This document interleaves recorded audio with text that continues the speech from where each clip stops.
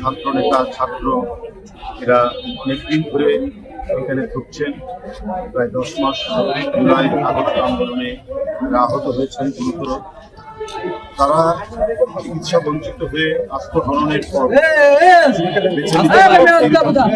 একটি সংবাদ পাওয়াতে তিনি আমাদের পাঠিয়েছেন। এখানে আমরা উপস্থিত চিকিৎসকবৃন্দ এবং যারা ছিলেন রোগীর অ্যাটেন্ডেন্ট সহ অনেকের সাথে কথা বলে আমরা পরিস্থিতি পর্যবেক্ষণ করি এবং যারা গুরুতর অসুস্থ হয়েছেন, যারা এই ধরনের একটি পথ অবলম্বন করেছেন, বেআইনি পথ, তাদের কথা বলেছে, নিশ্চয়ই একেবারে চিকিৎসার জন্য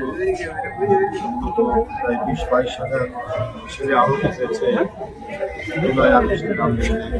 এটার মূল দায়িত্ব মূলত হচ্ছে রাষ্ট্রের।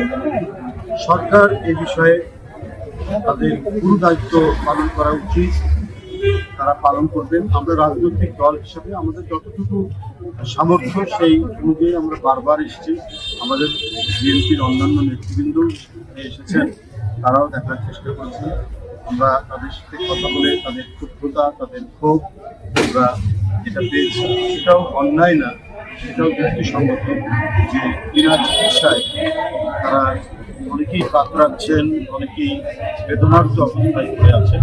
তাদের আরও উন্নত চিকিৎসার জন্য প্রয়োজনে দেশের অন্য কোথাও ভালো হাসপাতালে অথবা বিদেশে তাদেরকে পাঠানো যায় কিনা সেগুলো নিয়ে খোঁজ খবর করা বা স্পেশাল একটি কমিশন করা সরকারের। তো সেই দিক থেকে জিনিসটি বলে পড়ে তাহলে এই পরিস্থিতি হতো না। যাই হোক, যারা এই আজকে এই ধরনের একটি ঘটনার সাথে যারা যুক্ত হচ্ছিলেন, বিনা চিকিৎসায় নিজেদের জীবনকেই বিপন্ন করতে যাচ্ছিলেন, তাদের সবাইকে বলা হচ্ছে তোমাদের এই ধরনের কাজে যেন করতে না হয়। তোমাদের চিকিৎসার সম্পূর্ণ দায়িত্ব বিএনপির ভারপ্রাপ্ত চেয়ারম্যান, তিনি দেশের বাইরে থেকে এটি দেখেছেন, আমাদের পাঠিয়েছেন, তিনি নেবেন। এবং বিএনপির পক্ষ থেকে একটা সংগঠন তিনি যেটা করেছেন, আমরা বিএনপি পরিবার, সেই বিএনপি পরিবারের যারা নেতৃত্ব আছেন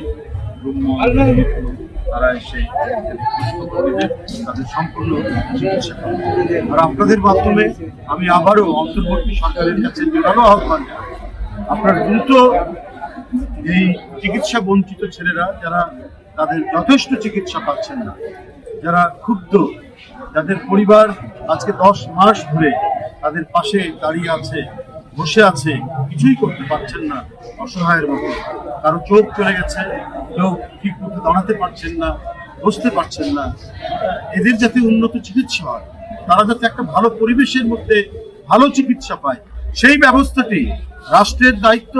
এবং রাষ্ট্রের দায়িত্ব মানে সরকার যে রাষ্ট্র পরিচালনা করে, সরকার অতি দ্রুত এই ব্যবস্থাটি গ্রহণ করবে।